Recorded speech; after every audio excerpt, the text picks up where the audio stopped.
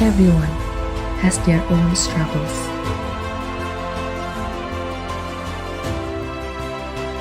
Meeting different kinds of stories. Healing wounded hearts.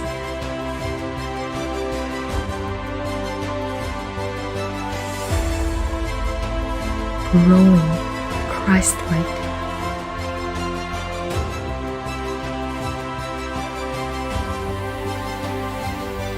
Everyone has their own struggles. Whatever struggle we are facing, let's learn to walk hand in hand.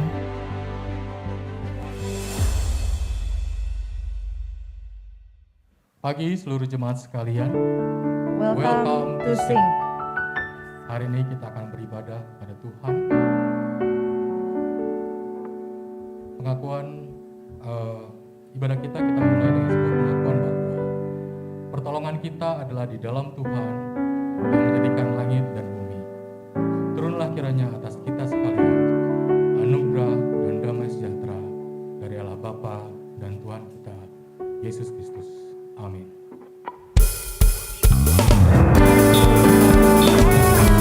Ayat 1. Berbahagialah orang-orang yang hidup melalui cara Tuhan. Berbahagialah orang-orang yang memegang peringatan-peringatannya, yang mencari Dia dengan segenap hati. Seluruh jemaat sekalian, kita bangkit berdiri, kita berbahagia dan kita bersyukur kepada Tuhan. Dan kita katakan, oh giranglah, oh giranglah, oh giranglah, oh giranglah. Tuhan Yesus amat cinta pada saya. Oh giranglah, oh giranglah, oh giranglah. Tuhan Yesus amat cinta pada saya. Oh giranglah. Masuki gerbangnya dengan hati bersyukur, halamannya dengan pujian. Bapakku hari ini harinya Tuhan, ku bersuka sebabnya Dia. Ku masuki gerbangnya dengan hati bersyukur, halamannya dengan pujian. Kataku hari ini harinya Tuhan, ku bersuka sebab Dia girangkanku. Dia girangkanku, oh Dia girangkanku. Ku bersuka sebab Dia girangkanku. Dia girangkanku, oh Dia girangkanku. Ku bersuka sebab Dia girangkanku. Gerbangnya dan mari seluruh jemaat sekalian, ku masuki dengan hati bersyukur, halamannya dengan pujian. Kataku hari ini harinya Tuhan, ku bersuka sebab Dia girangkanku. Dia girangkanku, oh Dia girangkanku. Ku bersuka sebab Dia girangkanku. Dia girangkanku, oh Dia girangkanku. Ku bersuka sebab Dia girangkanku. Dia girangkanku, oh Dia girangkanku. Ku bersuka sebab Dia girangkanku. Dia girangkanku, oh Dia girangkanku.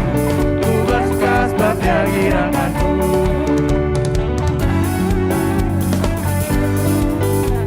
Mari kita sama-sama bertepuk tangan dan kita mau memujikan sekali lagi.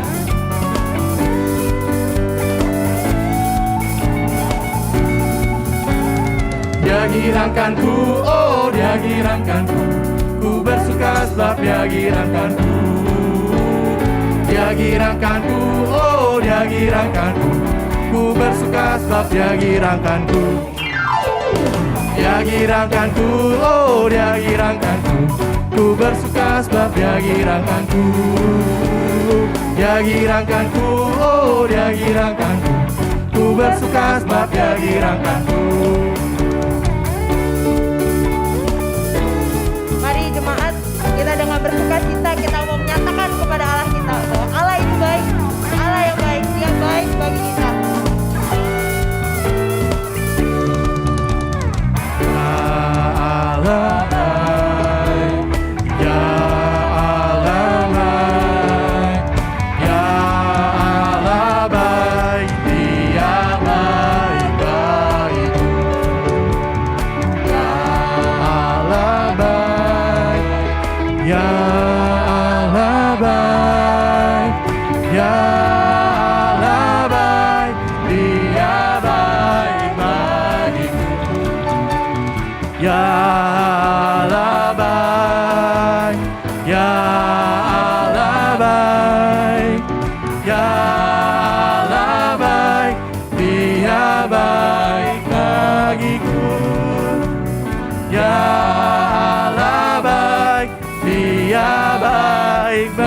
bagiku.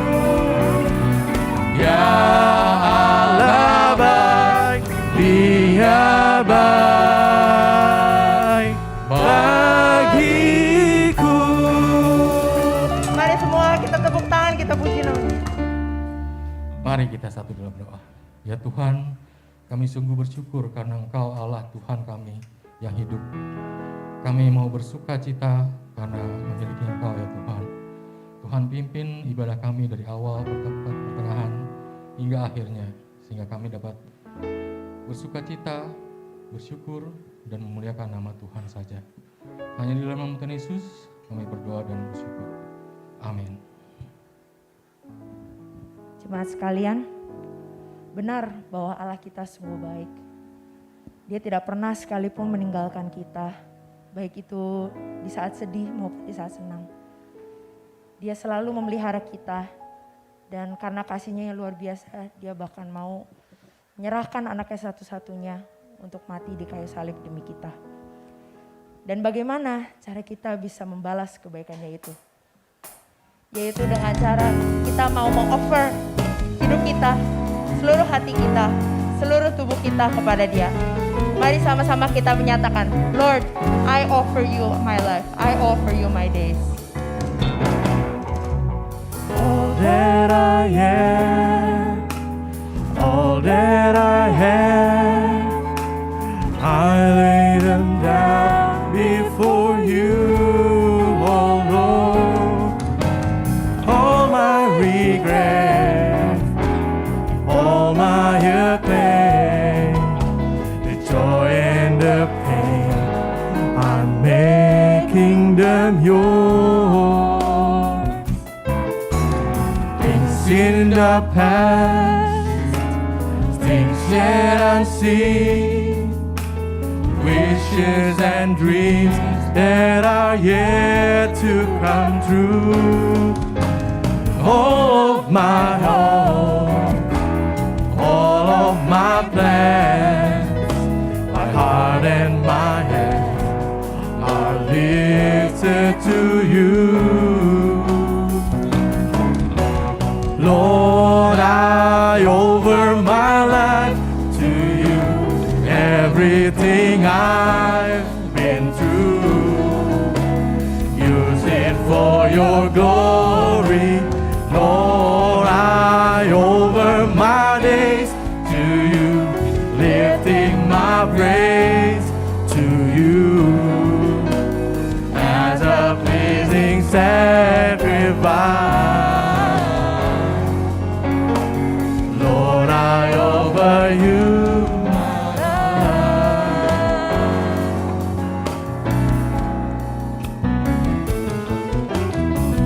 Mari sekali lagi kita nyatakan, all that I am, all that I have. All that I am, all that I have, I lay them down before you, oh Lord.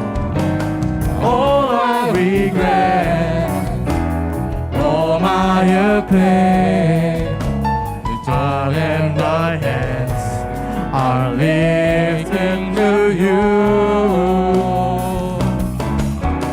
Lord, I offer my life to you.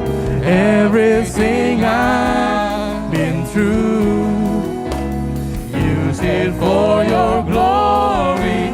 Lord, I offer my days to you, lifting my praise to you as a pleasing sacrifice. Lord, I offer you my, Lord, I offer my life to you. Everything I've been through, use it for your glory. Lord, I offer my days to you, lifting my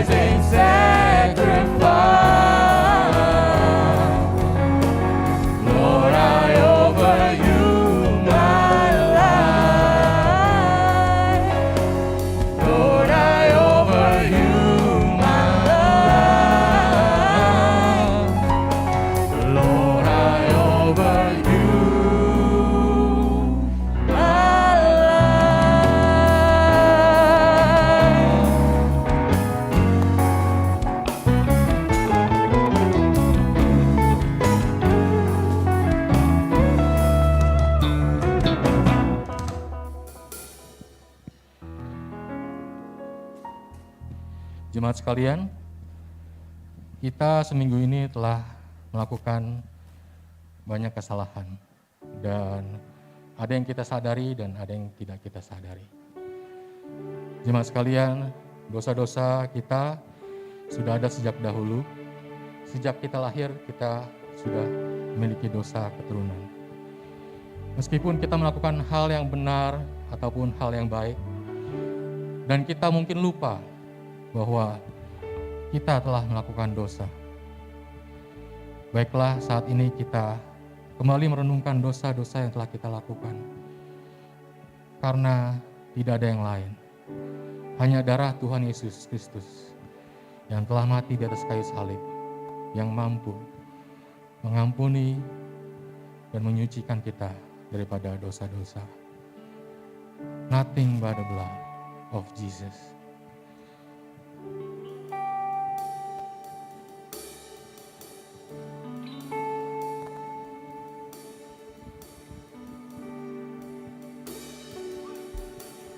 What can wash away my sin? Nothing but the blood of Jesus. What can make me whole again? Nothing but the blood of Jesus. Oh, precious is the flow that makes me white as snow. No other fount I know. Nothing but the blood of Jesus. Sets all my hope and peace. Nothing but the blood of Jesus. This is all my righteousness. Nothing but the blood of Jesus. Oh, precious is the flow that makes me white as snow. No other fount I know. Nothing but the blood. Hanyalah darahnya Yesus.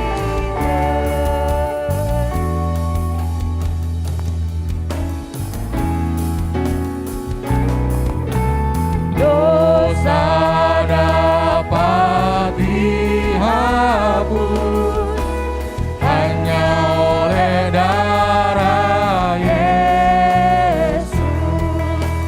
Aku disempurnakan hanya oleh darah Yesus. Darahnya yang kudus membasuh dosaku. Tiada yang lain, hanyalah darahnya Yesus. Tiada yang lain. Tiada yang lain, hanyalah darahnya Yesus. Tiada yang lain, hanyalah darahnya Yesus.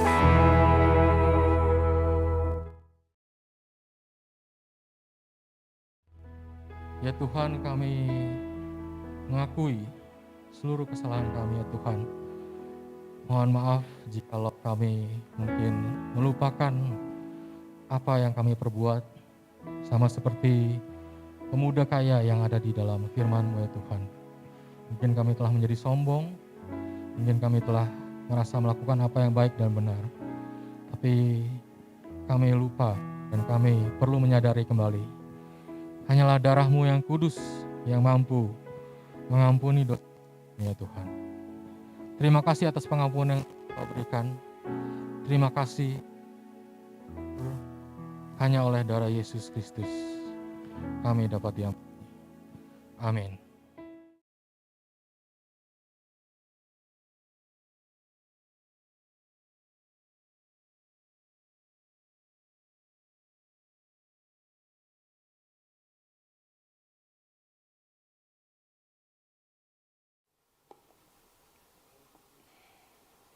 Shalom, Bapak Ibu yang terkasih, saudara-saudara yang dikasih oleh Tuhan.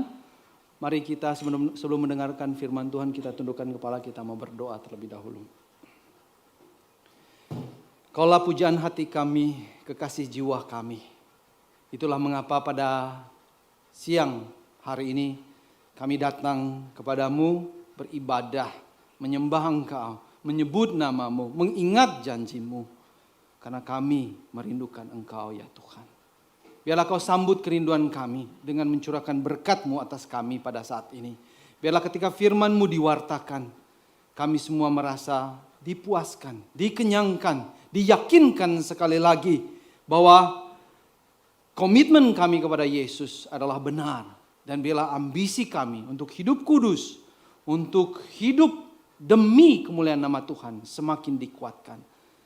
Beri kami hati seorang murid yang hari ini Tuhan, agar kami boleh belajar bersama-sama. Pakai hamba-Mu yang sudah mempersiapkan. Pakai hamba-Mu yang tidak sempurna ini. Dan biarlah yang didengar oleh jemaat-jemaat-Mu, oleh anak-anak-Mu yang terkasih adalah kesempurnaan-Mu, kasih-Mu, kekuatan-Mu, pelukan-Mu ya Tuhan. Terima kasih Tuhan. Berbicaralah kepada kami semua pada siang hari ini. Kami mau mendengarkan. Demi Kristus Tuhan kami berdoa. Amin. Bapak Ibu Saudara yang terkasih di dalam Tuhan Yesus, sebelum kita mendengarkan firman Tuhan, mari kita sama-sama membuka dasar perenungan kita pada siang hari ini dari kitab Pengkhotbah, pasal yang ke-12, ayat 1 sampai ayat 8, lalu kita lanjutkan kepada ayat yang ke-13 dan 14. Ya, saya akan bacakan, Bapak Ibu teman-teman sekalian bisa memperhatikan di dalam Alkitab masing-masing. Ya, Pengkhotbah 12 ayat 1 sampai 8 dilanjutkan ke ayat 13 dan 14. Ingatlah akan penciptamu pada masa mudamu sebelum tiba hari-hari yang malang dan mendekat tahun-tahun yang kau katakan tak ada kesenangan bagiku di dalamnya. Sebelum matahari dan terang, bulan dan bintang-bintang menjadi gelap dan awan-awan datang kembali sesudah hujan. Pada waktu penjaga-penjaga rumah gemetar dan orang-orang kuat membungkuk dan perempuan-perempuan penggiling berhenti karena berkurang jumlahnya. Dan yang melihat dari jendela semuanya menjadi kabur. Dan pintu-pintu di tepi jalan tertutup dan bunyi penggilingan menjadi lemah. Dan suara menjadi seperti kicauan burung dan semua penyanyi perempuan tunduk. Juga orang menjadi takut tinggi. Dan ketakutan ada di jalan, pohon badam berbunga, belalang menyeret dirinya dengan susah payah, dan nafsu makan tak dapat dibangkitkan lagi. Karena semua manusia pergi ke rumahnya yang kekal, dan peratap-peratap berkeliaran di jalan. Sebelum rantai perak diputuskan dan pelita emas dipecahkan, sebelum tempayan dihancurkan dekat mata air, dan roda timba dirusakkan di atas sumur, dan debu kembali menjadi tanah seperti semula, dan roh kembali kepada Allah yang mengaruniakannya. Ayat 13. Akhir kata dari segala yang didengar ialah, takutlah akan Allah dan berpeganglah pada perintah-perintahnya, karena ini adalah kewajiban setiap orang. Karena Allah akan membawa setiap perbuatan ke pengadilan yang berlaku atas segala sesuatu yang tersembunyi, entah itu baik, entah itu jahat. Demikianlah pembacaan firman Tuhan pada pagi hari ini. Kita berbahagia bukan hanya mendengar, tapi melakukannya, menghidupkannya dalam kehidupan kita setiap hari. Nah teman-teman yang terkasih di dalam Tuhan Yesus, sebuah lagu populer yang dinyanyikan oleh Five for Fighting. Mungkin kita tahu ya lagunya ya. I Have So ya, lagu berjudul 100 years. Ya. Lagu ini mau mengatakan bahwa 15, umur 15 itu adalah umur yang terbaik. Nggak ada yang lebih baik dari umur 15 tahun. Ya. Kita coba nyanyi, bisa nggak ya?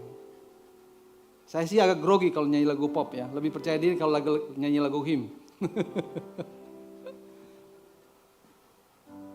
15, there's still time for you.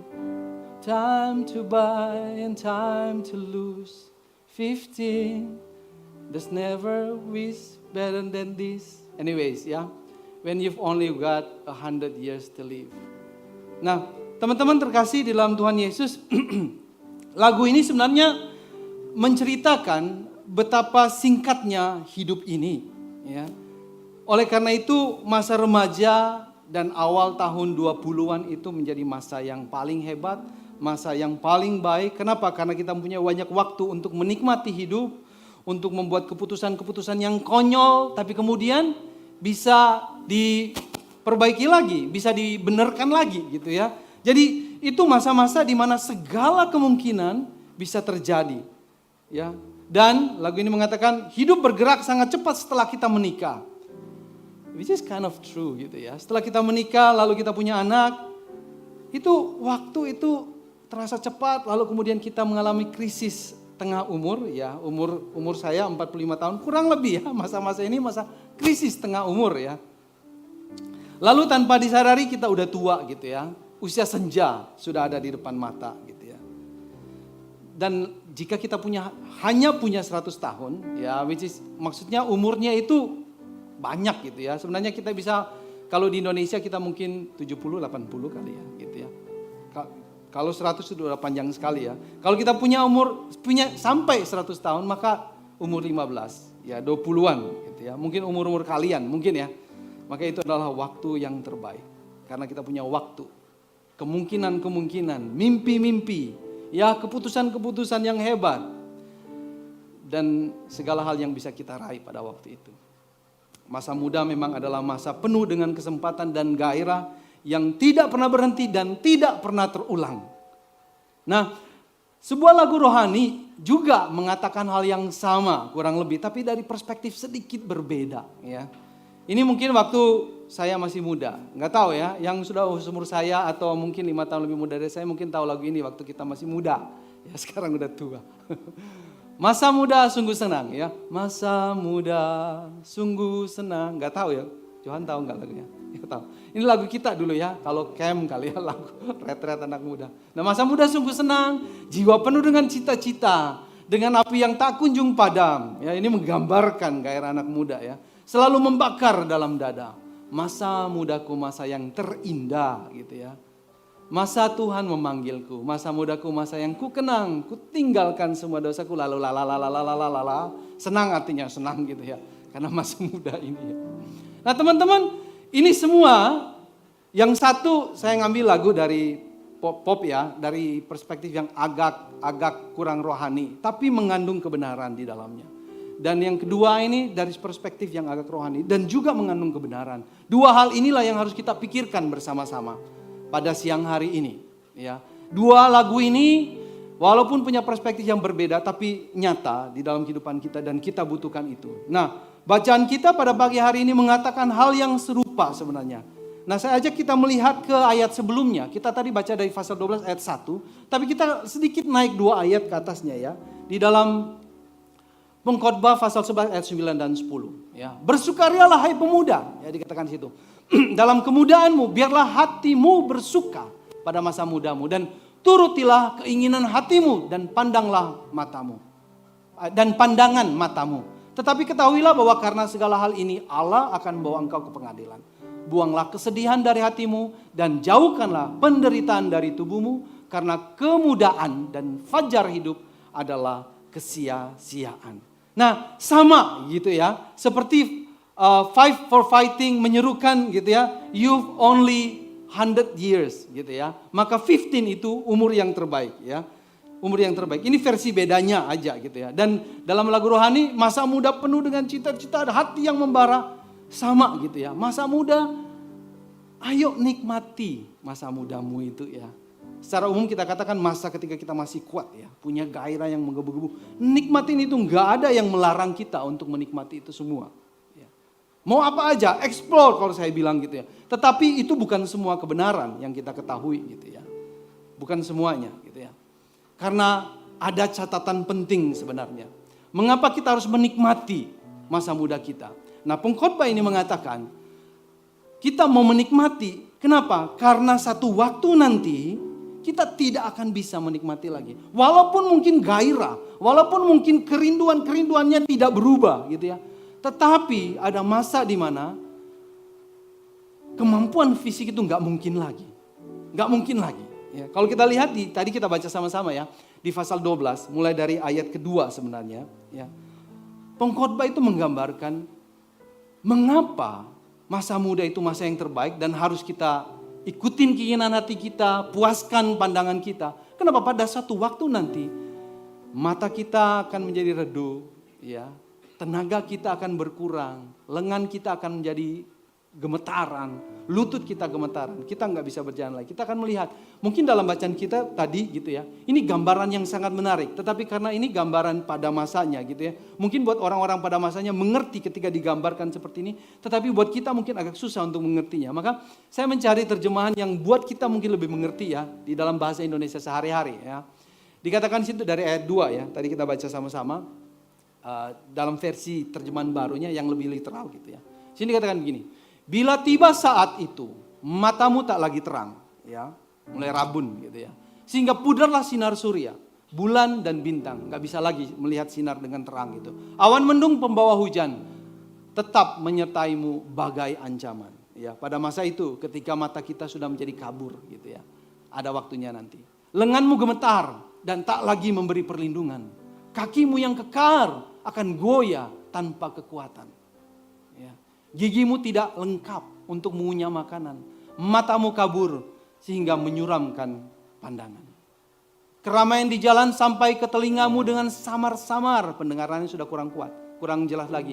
Bunyi musik dan penggilingan hampir-hampir tidak terdengar. Engkau tak dapat tidur terlena. Kicauan burung pun membuat engkau terjaga. Di satu sisi pendengaran kurang terang, tapi di sisi lain kita juga susah tidur gitu ya pada waktu itu ya. Engkau takut mendaki tempat yang tinggi, gak bisa naik bukit tinggi, gak bisa jalan jauh ya. Dan harus berjalan dengan hati-hati. Rambutmu beruban dan kakimu kau seret waktu berjalan. Maka hilanglah segala hasrat dan keinginan. Kita menuju ke tempat tinggal kita yang penghabisan. Orang-orang berkabung dan meratap di sepanjang jalan ya. Jadi ini proses sebenarnya menarik sekali dan indah sekali. Proses dari tua gitu ya, ketika fisik kita ya menjadi atau apa ya, mengkhianati kita gitu ya istilahnya ya. Itu sampai kemudian kita meninggal. Rantai perak akan putus dan terpisah-pisah. Lampu emas jatuh dan pecah. Tali timba putus dan rusak. Kendi hancur dan terserak-serak. Ini ngomong tentang hidup itu ya. Hidup itu kita meninggal. Hidup terputus gitu ya. Bejana hidup ini gak bisa nampung air lagi. Udah pecah gitu ya. Dan ayat yang ketujuh, tubuh kita akan kembali menjadi debu di bumi. Nafas kehidupan kita akan kembali kepada Allah. Dialah yang memberikannya sebagai anugerah. Nah, gambaran ini sangat jelas teman-teman Bapak Ibu yang terkasih. Ketika kita sudah tua, mata sudah buram, lengan dan lutut gemetaran, pendengaran sudah tidak jelas lagi, tidur pun susah, kemana-mana harus dituntun, ingatan sudah mulai lemah. Mungkin kita sudah nggak bisa ingat juga nama orang-orang yang kita kasihi gitu ya. Teman-teman dulu yang akrab sekali dengan kita. Gairah mungkin masih ada, tetapi apa daya gitu ya. Kekuatan udah nggak bisa gitu. Tubuh sudah menjadi lemah. Kita tidak segesit dulu lagi. Maunya bisa hiking setinggi-tingginya. Tapi apa daya gitu ya. Lutut, lengan gak kuat lagi. Dan oleh karena itulah pengkhotbah mengatakan hidup ini sia-sia. Walaupun kamu 15 years is the best gitu ya. Tapi satu waktu kamu akan menjadi lemah dan mati. Dan itu makanya semua sia-sia. Dan kalau kita hanya mengerti sampai di sini teman-teman. Maka kita akan mengarah kepada kehidupan yang apa orang bilang. Hedonisme. Ya. Bahwa udahlah kalau begitu kita nikmatin aja hidup saat ini kan. Ada itu, saya jadi ingat ada tulisan di baju ya. Muda foya-foya, apa itu ya? Pokoknya terakhir, muda foya-foya, tua kaya raya, mati masuk surga. Ya kan, ini gambaran hidup kayaknya nggak mau susah hidup itu ya. Pokoknya senang waktu di dunia, mati pun kita senang gitu ya. Tapi apakah ini semuanya gitu? Nah kalau kita baca di dalam bacaan kita pada itu nggak semuanya. Kenapa?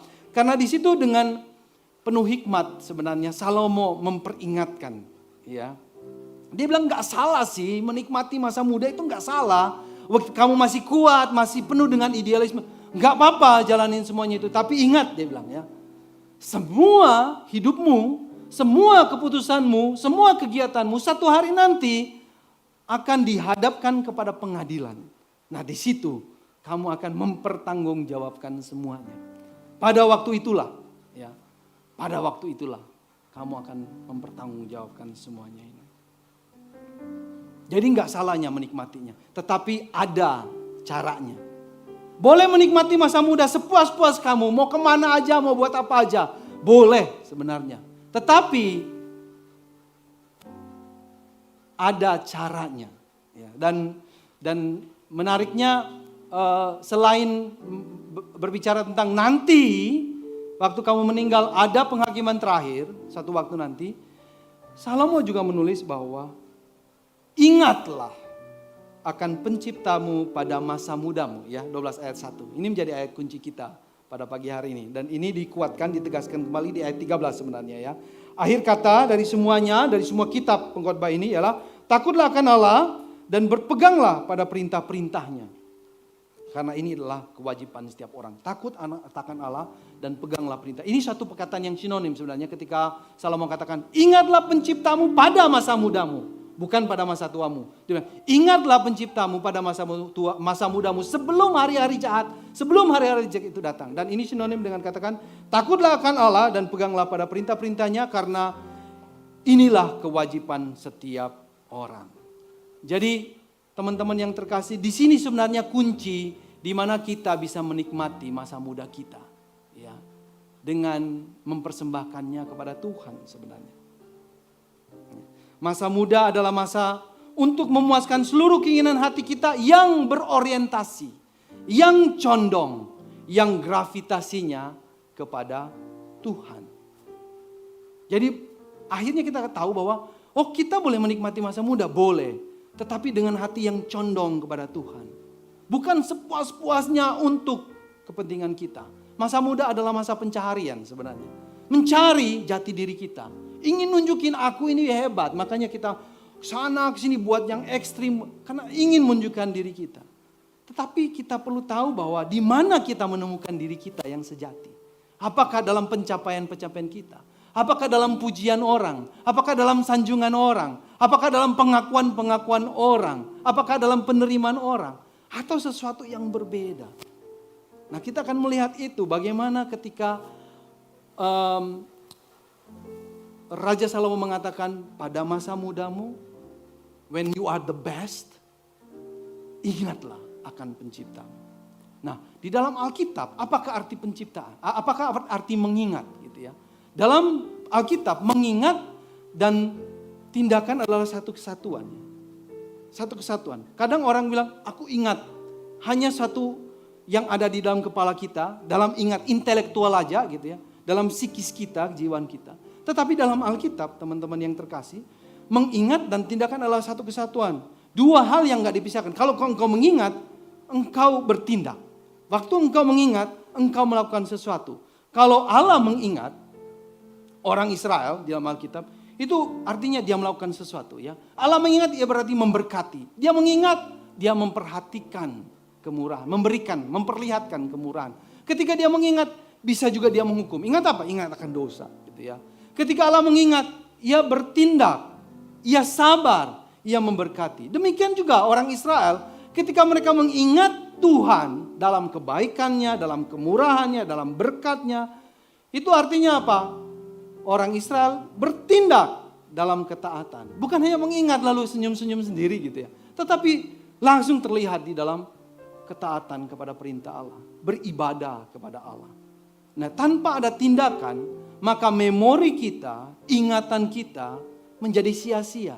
Enggak ada powernya, enggak ada kuasanya dalam kehidupan kita.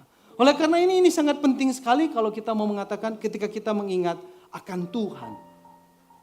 Itu berarti ada perubahan hidup yang terjadi dalam hidup kita. Sama juga ketika kita berbicara mengenai lupa, ya. Ketika kita lupa, lawan kata dari mengingat. Kalau Allah lupa, itu berarti mati. Kalau Allah lupa akan kita, berarti nama kita nggak ada di dalam ingatan Dia, di dalam buku kehidupan. Itu berarti kita terlepas dari pelukan Tuhan. Kalau Dia lupa. Demikian juga kalau kita lupa akan Tuhan, itu berarti apa? Penyembahan berhala. Kita nggak akan menyembah Dia, kita akan menyembah Allah-Allah yang lain.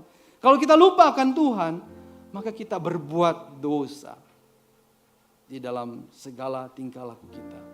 Nah, buat orang Israel, teman-teman yang terkasih, Bapak Ibu yang dikasih Tuhan, mengingat kejadian masa lalu bukan hanya untuk memuaskan pengetahuan akan sejarah. Karena kita tahu dalam Alkitab juga banyak tertulis tentang sejarah orang Israel. Dan kalau mereka melihat perjanjian lama, mereka tidak mencari catatan sejarah untuk memuaskan pengetahuan, kerinduan, intelektual mereka. Enggak, tapi mereka melihat ke sana, ingin bertemu dengan Tuhan di dalam catatan-catatan sejarah tersebut. Jadi mengingat akan Tuhan atau mengingat di dalam Alkitab adalah tentang keintiman dengan Tuhan. Bukan hanya pengetahuan, tapi keintiman dengan Tuhan. Jadi kerinduan untuk berjumpa dengan Tuhan setiap saat selama proses ini. Itu mengingat. Jadi kita jadi punya satu pandangan yang lebih jelas lagi ketika pengkhotbah mengatakan, ingatlah akan penciptamu pada masa mudamu. Itu bukan panggilan hanya untuk mengaktifkan otak kita dan mengisinya dengan pengetahuan akan Allah, tetapi panggilan untuk mempersembahkan hidup seutuhnya kepada Allah. Panggilan untuk menyerahkan hidup dan menjadi tubuh kita baitnya yang kudus. Ingatlah penciptamu pada masa mudamu adalah perintah untuk melibatkan Tuhan dalam seluruh gairah muda kita. Ketika kita masih kuat. Jadi jadikan pengetahuan kita akan Allah sebagai dasar dari semua tindakan dan gaya hidup. Artinya gitu ya. Kamu punya knowledge tentang Tuhan, tetapi itu menjadi sia-sia kalau knowledge tidak mengubah hidupmu. Tidak membawa engkau menjadi terang di dalam dunia ini. Teman-teman, mengingat akan penciptamu juga membawa kita kepada ingatan yang paling awal, paling pertama. Paling pertama. Tidak ada ingatan yang lebih mendasar dan lebih awal daripada itu. Sama seperti seorang anak, ya. Seharusnya ingatan pertamanya adalah ibu atau papa. Ya.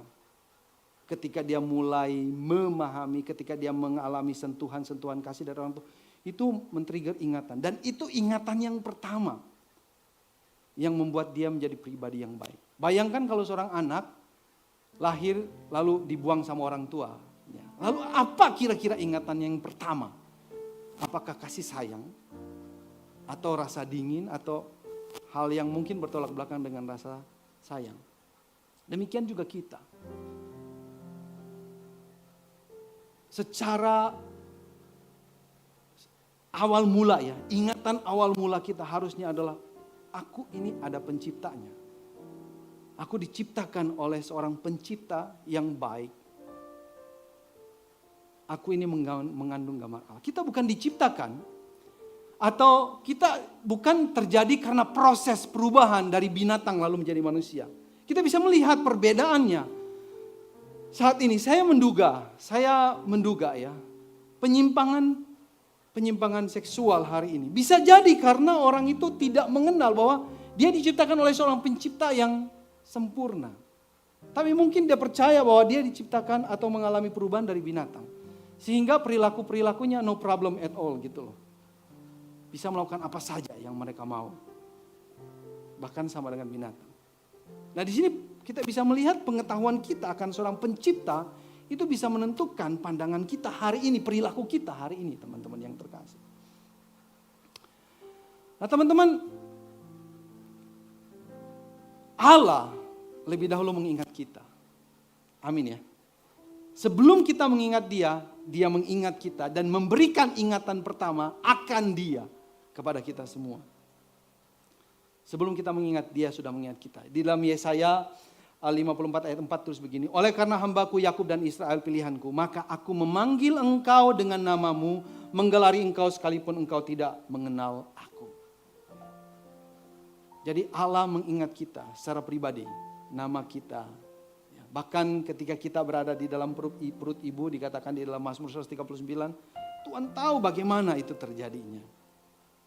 Ketika Allah mengingat kita, Dia memberkati kita. Ketika Allah mengingat kita, Dia bersabar terhadap kita. Ketika Ia mengingat kita, Dia menyelamatkan kita.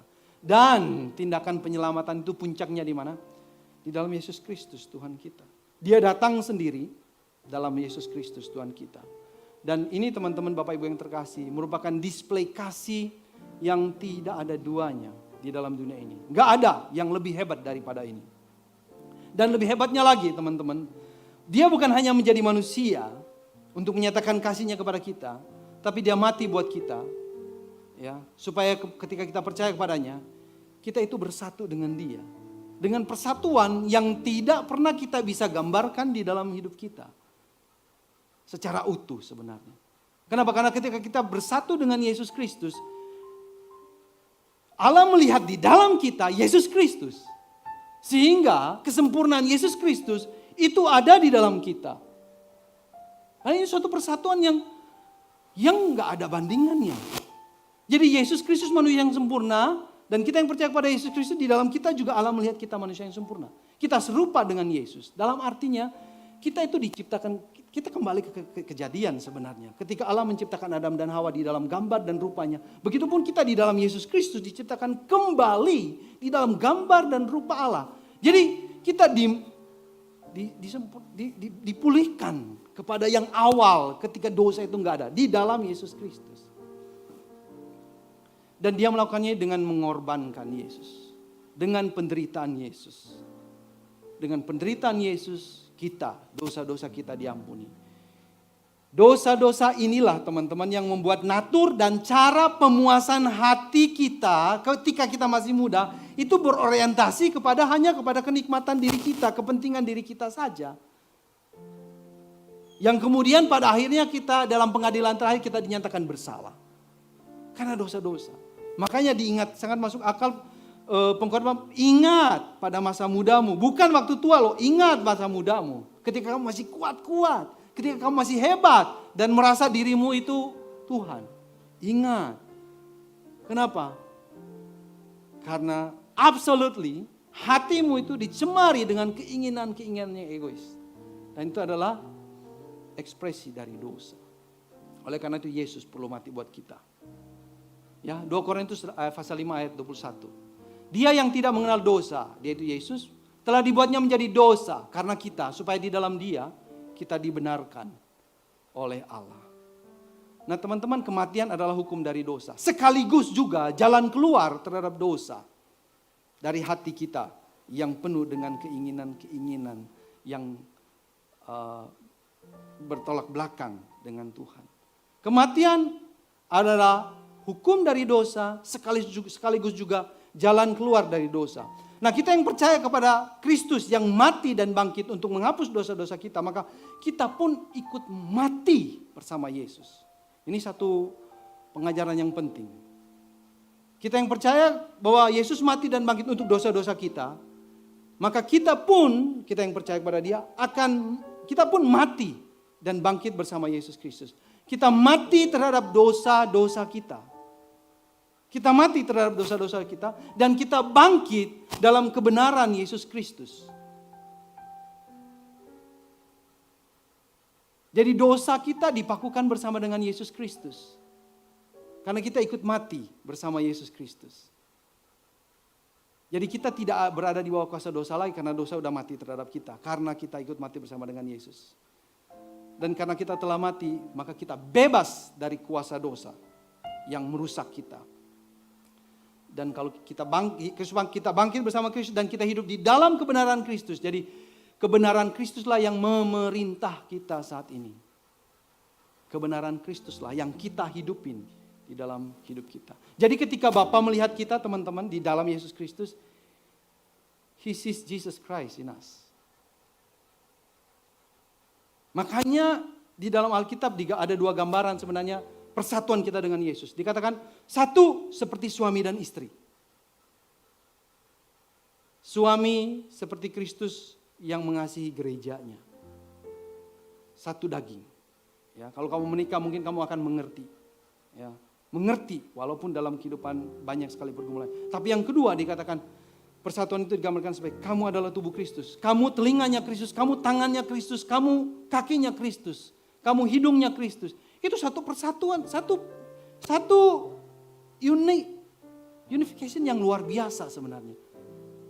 Karena kita ini tubuhnya Yesus, Yesus kepala, kita tubuhnya. Itu bagaimana kita bisa memisahkan antara kepala dengan tangan dan telinga dan mulut? Gak bisa, itu bukan satu keutuhan. Dan itu digambarkan di dalam Alkitab bahwa when you believe in Jesus, kita begitu dengan bersatu seperti itu di dalam Kristus Yesus. Jadi kita dipersatukan dengan masa lalu Yesus, kita juga dipersatukan dengan masa depan. Kita hidup di dalam masa kini. Jadi intinya begini, kita mengingat pencipta berarti kita sudah dipersatukan dengan Kristus menjadi serupa dengan dia. Dalam segala hal yang sudah dia raih selama hidupnya di dunia ini. Dan ini terjadi hanya melalui percaya kepada Injil. Injil itu berita gembira bahwa Yesus mati dan bangkit untuk dosa-dosa kita. Jadi kita mengingat pencipta kita, kita ingat akan pengorbanan Kristus yang menarik kita mendekat kepada Allah, menyatu dengan Dia. Nah, teman-teman yang terkasih di dalam Tuhan Yesus, keselamatan di dalam Kristus ini memiliki memiliki kuasa yang dahsyat untuk mengubah kehidupan kita, orientasi hati kita. Tadi itu ya. Setelah kita berada di dalam Yesus, hidup kita hanya untuk Tuhan, bukan untuk nafsu kita. Gairah kita, vitalitas kita gitu ya. Itu hanya untuk Dia. Energi masa muda kita, orientasinya condongnya kepada Tuhan. Berorientasi kepada kasih, berorientasi kepada keadilan. Berorientasi untuk hidup di dalam hadirat Tuhan. Nah, teman-teman, paling tidak ada dua kebenaran manusia baru. Atau kuasa Injil ini paling enggak ada dua ketika kita menjadi manusia baru. Ya. Yang pertama, kita hidup dalam realitas yang baru dan juga prioritas yang baru. Apa artinya ini? Ya, Paulus mengatakan bahwa melalui salib Kristus, dunia telah disalibkan bagiku dan aku bagi dunia. Di dalam Galatia pasal 6 ayat 14. Karena Paulus berbagi dalam kematian Yesus Kristus di atas kayu salib, dunia dengan segala prioritasnya, dengan segala nilai-nilainya tidak lagi menguasai Paulus. Dunia dalam pemberontakan terhadap Allah sudah mati bagi Paulus dan Paulus sudah mati bagi dunia. Nah, ini realitas yang baru buat Paulus yang memungkinkan dia untuk hidup bebas dari kekuatan dunia yang menawan. Dia bukan budak dari kekuasaan dosa lagi, tapi mampu hidup dengan cara Tuhan. Dan hal yang sama terjadi pada kita, teman-teman yang terkasih. Ketika kita ikut mati bersama dengan Yesus. Siapa saja yang percaya akan mengalami apa yang Paulus alami. Kita telah mati untuk dunia dan dunia sudah mati bagi kita. Jika kita membiarkan kebenaran ini teman-teman meresap di dalam diri kita, maka pengetahuan ini memberikan kekuatan buat kita untuk mengubah cara hidup kita. Pemikiran kita, cinta kita, hubungan kita dengan Allah dan hubungan kita dengan sesama. Nah, pernahkah kita tersinggung? Pernahkah kita terluka? Atau merasa tidak dihormati? Saya percaya kita semua pernah mengalami. Saya pernah mengalaminya. Jika kita tidak dihormati, kita akan marah. Jika kita tersinggung, kita merasa terluka. Dan jika kita terluka, kita akan marah. Nah, ini adalah nilai-nilai kebanggaan duniawi. Ya, ketika kita tersinggung karena tidak dihormati, tersinggung karena dianggap remeh, Ini karena ada nilai-nilai duniawi yang masih terekam di dalam diri kita. Kita masih berada di dalam realitas yang lama, di dalam kuasa dunia ini. Dorongan inilah yang membuat kita mementingkan diri kita dan gak peduli dengan orang lain. Karena kita mau pastikan orang untuk hormati kita. Tetapi kalau kita sudah disalibkan bersama dengan Kristus seperti Paulus, kita dapat melepas sebenarnya kesombongan ini. Kebanggaan kita yang mendorong kita, kesombongan kita yang mendorong kita untuk diperhatikan. Lalu kalau gak diperhatikan marah, itu bisa disingkirkan. Dan diganti dengan kebenaran Kristus di dalam diri kita. Yesus is enough. Jesus is enough for me. Kan kita sering katakan begitu ya. Jadi kita mati terhadap dunia. Dia menyediakan apa yang kita butuhkan. Dan yang kedua, kalau kita terus bertumbuh di dalam pengenalan akan Tuhan, maka itu akan mengubah prioritas hidup kita. Di dalam Kolose pasal 3 ayat 1 dan 2. Ya. Pikirkanlah hal-hal yang di atas, di mana Kristus duduk. Kristus yang sudah bangkit itu duduk di atasnya. Kita sudah berada di dalam satu realitas yang baru. Kita dituntut, konsekuensinya harus memikirkan hal-hal yang baru, hal-hal yang di atas. Kita menghargai hal-hal yang ada di surga. Hal-hal yang dipikirkan oleh Kristus. Hal-hal yang menjadi prioritas dari Kristus Yesus. Teman-teman, jika rumah adalah tempat hati kita berada, maka hati kita harus mencerminkan di mana rumah kita berada. Kalau rumah kita di sorga, hati kita harus mencerminkan itu. Kita akan mengingat pencipta kita pada masa-masa terbaik hidup kita. Menghargai hal-hal yang di atas di sorga berarti kita memberikan nilai lebih besar pada sifat-sifat yang mulia seperti cinta, belas kasihan, pengampunan. Lebih daripada kesombongan, kebencian, keegoisan, ingat diri, dan seterusnya. Ini berarti menghargai Yesus lebih daripada apapun. Lebih daripada selebritis. Ya, teman-teman yang terkasih. Dua hal. Realitas yang baru, prioritas yang baru. Yang kedua teman-teman, kita hidup dalam pemerintahan yang baru. Kolose pasal 1 ayat 13-14. Ia telah melepaskan kita dari kuasa kegelapan dan memindahkan kita ke dalam kerajaan anaknya yang kekasih. Di dalam dia kita memiliki penebusan kita yaitu pengampunan dosa. Nah, penulis dalam salah satu buku Discovery Series, ya, seri buku dalam Our Daily Bread kalau nggak salah, menggambarkan pemindahan ini ya, pemindahan pemerintahan ini dengan gambaran tentang perpindahan atau imigrasi penduduk, perpindahan kewarganegaraan. Ya, saya pernah tinggal cukup lama di Korea Selatan, di Indonesia, lalu pindah ke sana, ya teman-teman yang terkasih. Dan di sana peraturannya baru, ya, baru. Di sini kita bisa menyeberang kapan aja kita mau, di mana saja. Tapi di sana nggak bisa.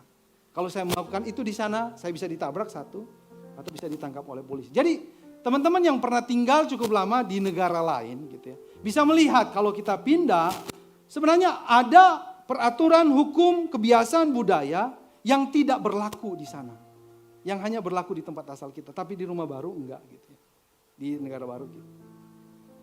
Ketika kita percaya kepada Yesus Kristus, hal yang sama terjadi. Kita mengalami perpindahan alamat rohani. Negara kita berpindah, pemerintahan kita berpindah, teman-teman.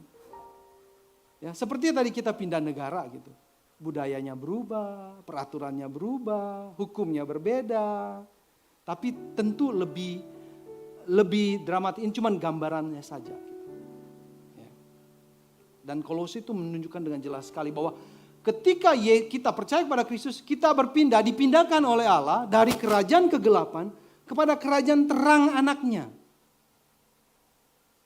Ketika kita ikut mati bersama Yesus Kristus, kita juga ikut bangkit bersama dia dan dipindahkan ke dalam kerajaan terang anaknya. Kita nggak lagi hidup di dalam kerajaan kegelapan. Dan itu tercapai karena Yesus mati buat kita dan kita hanya percaya kepada dia saja. Dengan mati dan bangkit bersama dengan Kristus kita dipindahkan ke dalam kerajaan terangnya. Jadi persatuan kita dengan Yesus Kristus membawa perubahan terhadap negara kita atau alamat kita. Bukan lagi alamat kita di dalam kerajaan kegelapan, tetapi di dalam kerajaan terangnya. Oleh karena itu hidup kita harus sinkron dengan kerajaan, dengan alamat baru kita atau negara baru kita gitu ya. Prioritas kita harus sinkron di sana gitu ya. Nah, ada negara yang punya kewarganegaraan bisa 2 warga negara ya. Tapi Indonesia nggak bisa kayaknya. Jadi kalau ada orang misalnya dari Amerika pindah ke Indonesia, ya dia harus melepaskan kewarganegaraan sana gitu. Dia nggak bisa pegang lagi. Atau kalau saya mau pindah ke Jepang atau ke Korea Selatan, nggak bisa pegang 2 kewarganegaraan. Harus satunya mati. Ini gambaran juga sebenarnya bahwa kalau kita pindah ke kerajaan terang, ya yang lama itu mati. Kita nggak bisa pegang dua-duanya, salah satu aja. Salah satu aja. Kita dilahirkan kembali di dalam kerajaan terang, kita mati di dalam kerajaan kegelapan. Kita lahir kembali di dalam kerajaan terang. Kita tidak lagi didominasi oleh perbuatan-perbuatan kegelapan. Ya, kita tinggal bersama dengan Kristus. Nah, menjadi warga negara di negara yang baru, di bawah pemerintahan yang baru, itu tidak selamanya juga aman-aman saja begitu. Kadang ketika kita tinggal di negara yang baru, kita masih kangen pada hal-hal yang ada di negara yang lama. Ya, waktu saya tinggal di Korea, kalau ada pertandingan bulu tangkis, ya bulu tangkis aja kita yang hebat ya. Kalau bola kaki ya pasti kalah gitu ya. Sorry to say. Dari situ orang Korea biasanya, wah Korea, kita tetap Indonesia. Walaupun agak janggal, kita tinggal di Korea belanya Indonesia. Gitu ya. Ini gambaran aja. Kita kangen dengan negara yang lama. Makanannya, kebiasaannya. Tetapi ini harus kita sadari betul-betul teman-teman. Ketika kita berada di dalam negara yang baru, walaupun ada kangen ini, ada pingin bernostalgia, kita harus mengontrol dan menahannya. Kita harus meninggalkan dulu aku senang baca buku-buku tertentu. Dulu aku senang dengan pemikiran-pemikiran tertentu. Dulu aku senang dengan kebiasaan-kebiasaan tertentu. Tapi ketika kita sudah berada di dalam kerajaan yang terang, kita harus melupakan itu.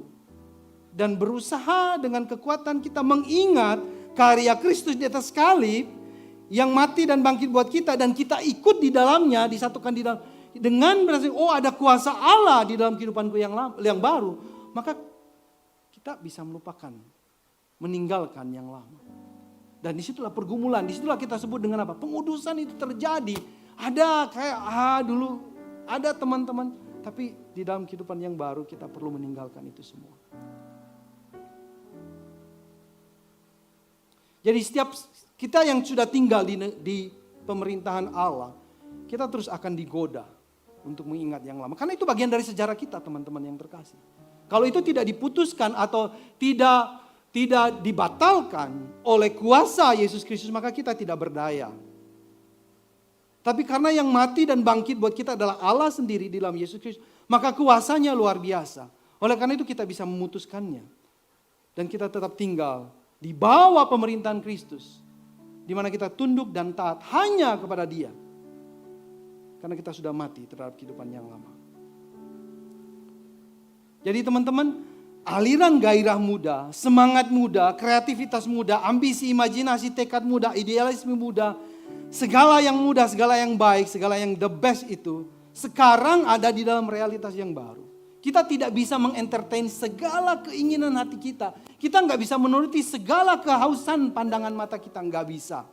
Kita harus menuruti hati kita yang baru, cara pandang kita yang baru. Karena kita sekarang berada di dalam kerajaan yang baru, realitas yang baru, prioritas yang baru. Oleh karena Yesus Kristus mati dan bangkit buat kita semua. Kita adalah anak muda yang baru, ciptaan baru di dalam Kristus. Kita mau menikmati, mengeksplorasi masa-masa muda kita, masa-masa terbaik kita. Dalam hal ini saya termasuk masih muda, masih kuat. Ya. Sebagai seorang warga negara kerajaan Allah, bukan warga negara kerajaan kegelapan. Status kita berubah dan cara kita menikmati masa-masa terbaik kita pun berubah. Berpusat pada Injil, berpusat pada karya Yesus Kristus Tuhan kita. Semoga Tuhan menguatkan kita semua dengan perspektif ini. Sehingga kita tidak merasa diblok.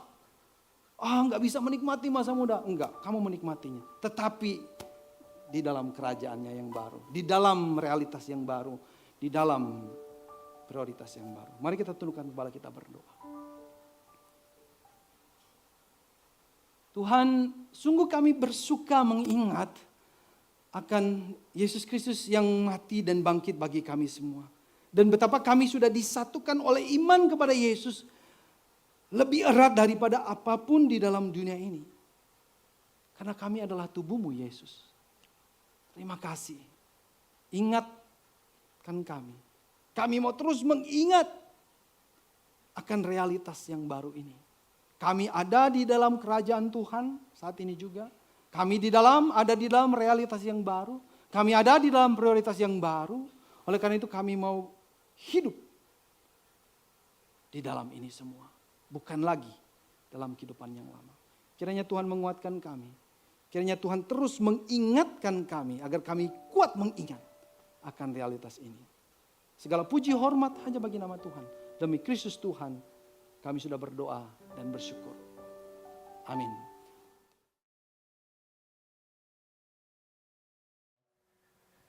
Mari kita mengakui pengakuan iman kita. Pengakuan iman rasuli. Aku percaya kepada Allah, Yesus Kristus anaknya yang tunggal Tuhan kita, yang dikandung dari Roh Kudus, lahir dari darah Maria, yang menderita sengsara di bawah perintahan Pontius Pilatus, disalibkan, mati dan dikuburkan, turun ke dalam kerajaan maut, pada hari yang ketiga bangkit dari antara mati, naik ke surga, duduk sebelah kanan Allah, Bapa yang Maha Kuasa, dan dari sana Ia akan datang untuk menghakimi orang hidup dan mati.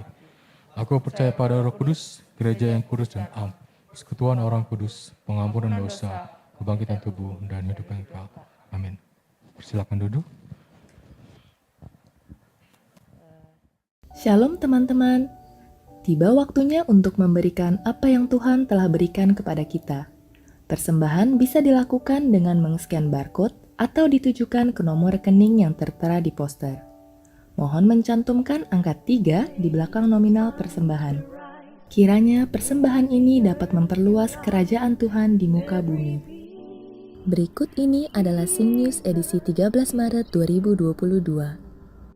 Minggu depan, tanggal 20 Maret, masih dalam tema kita Know Your Life's Purpose, ibadah akan dibawakan oleh Pendeta Nyomi Fang dengan topik Integrating Faith and Work. Mari bersama belajar mengintegrasikan kehidupan pekerjaan dengan iman kita. Hari Selasa, tanggal 22 Maret, jam 7 malam, Bible Talk akan kembali hadir membahas kitab Esther, Fulfilling Life's Mission bersama Guru Injil Denny Afrianto. Dilanjutkan dengan Sing Study jam 8 malam bersama Guru Injil Leonard Sidarta dengan topik Christianity and Human Flourishing. Teman-teman, mari kita bangkit berdiri. Kita akan mengakhiri ibadah kita pada siang hari ini dengan menerima berkat daripada Tuhan. Kita arahkan hati kita kepada Tuhan dan kita terima berkat daripadanya. Kasih karunia dari Tuhan kita Yesus Kristus, cinta yang kekal dari Allah Bapa di sorga, serta persekutuan bersama dengan Roh Kudus senantiasa menopang, membimbing dan memimpin kehidupan kita di dalam realitas yang baru, di dalam kerajaannya, mulai hari ini sampai selama-lamanya. Amin.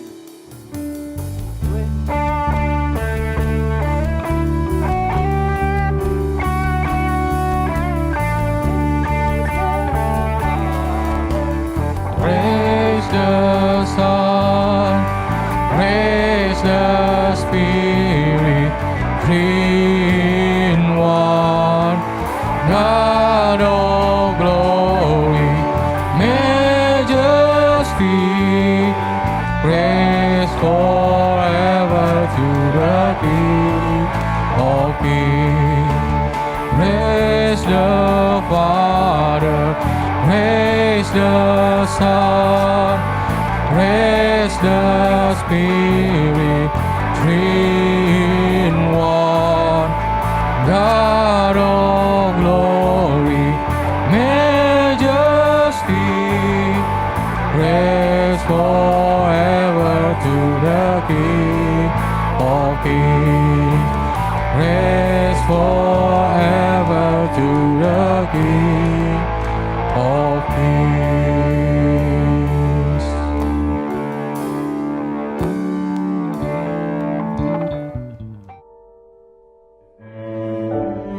is my Lord God who made me.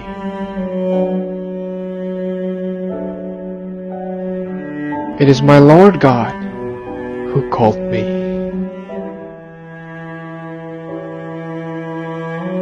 It is also my Lord God who sent me. All that I am, it is the grace of God.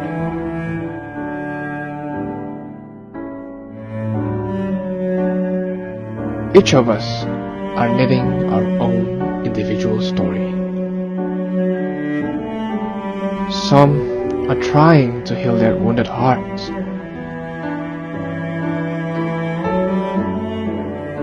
The others are growing to be more Christ-like. We may be different from one another, but all in all, let's learn to walk hand in hand. Sing, to knit, to heal, to grow together.